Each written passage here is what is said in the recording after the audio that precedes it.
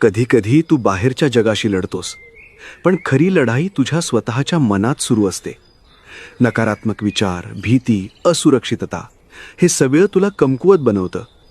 पण लक्षात ठेव, तुझ्यातील आत्मा हा परमेश्वराचा अंश आहे. तू दुर्बल कसा असू शकतोस? जे हरवलं त्यावर रडू नकोस. कधीकधी स्वामी तुझ्या हातातून काही गोष्टी काढून घेतात, कारण ते तुला त्यापेक्षा कितीतरी मोठं देणार असतात.